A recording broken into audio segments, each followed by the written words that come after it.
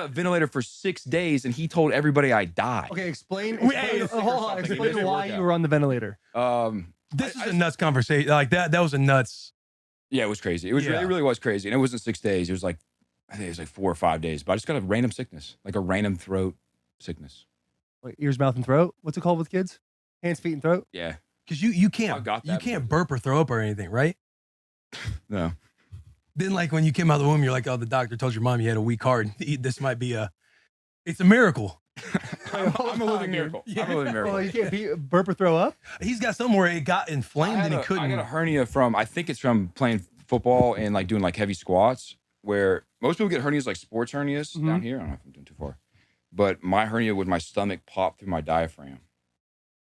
What? So my stomach popped through my diaphragm. So I had like part of my stomach up here. Mm-hmm. So they put it back down, fixed it, but for the rest of my life, they're like, you can never throw up again.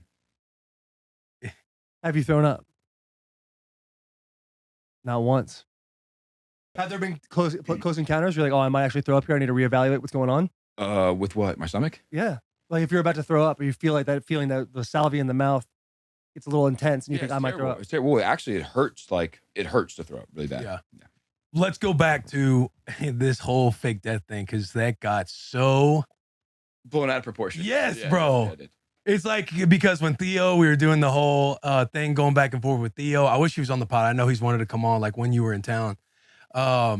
But Theo was out there like, Will, he faked the death of my friend and stuff like that. And I just seemed like such a bad guy. But we were giving Theo crap because he was going to the LSU game, which I was supposed to go to that. I was supposed to go to LSU and like help, I think, promote the sports book at the time for that weekend.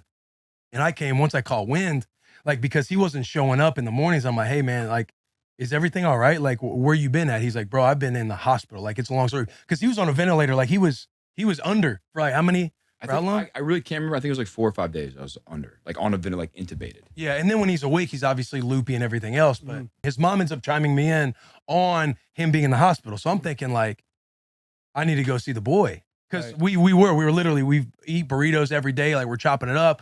We're like talking about different stuff. I'm always curious how he makes Sunday conversation, which we'll get into as well. But it's like, Caleb's like in the hospital. So I go to the hospital, try to do the whole friend thing, and he's talking about this voice message he got from Theo, and which I think they talked about on Theo's podcast, where he's like, what was this voice message? Like, dude, don't go out like that. Don't be a bitch. Don't let him put you on a ventilator.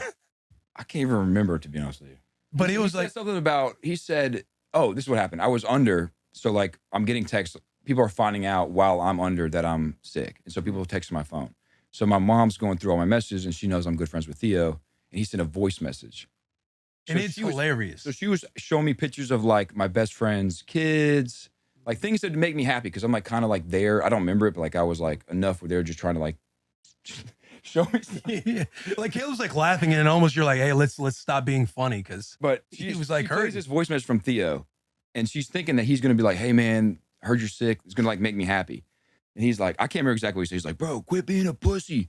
Either take the trach or pull the plug, make a decision. Yeah, like rip that ventilator off, walk out of the hospital. And your mom's listening to this while basically holding up to your... Well, that's what it was. So you remind me. So that's what it was. So when you have the ventilator in, I guess it's like a thing where you can't, they strap you down because you can't pull it out of your mouth because your natural reaction is to pull it out of your mouth.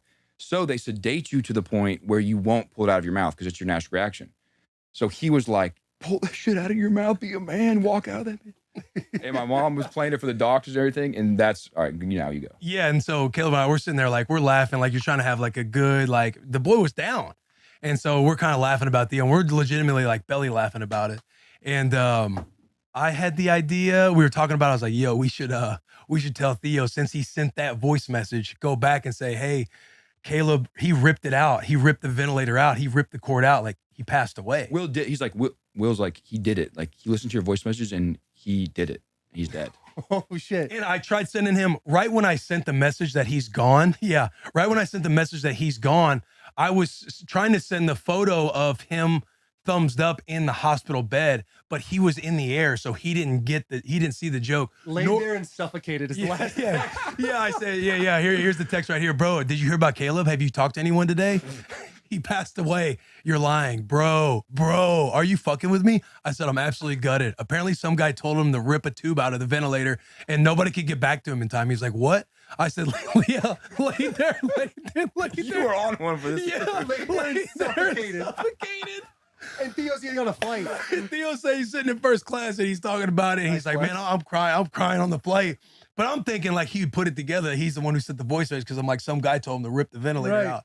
He did, and we have to piece it together. He's like, yo, what an asshole. We're going back and forth, kind of having fun. But it got blown up to where, yo, Will faked this death of his friend. But we were trying to be funny with it because we're like laughing at the time. But, you know, that's how it all went down. Oh, that is insane. You were out 4 or 5 days.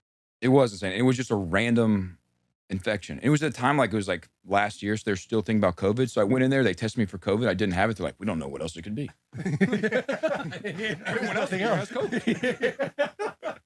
But they had to put you under. They said, hey, we're going to put you under. They told me that I could get a trach. I could wait a couple hours and see if it got better.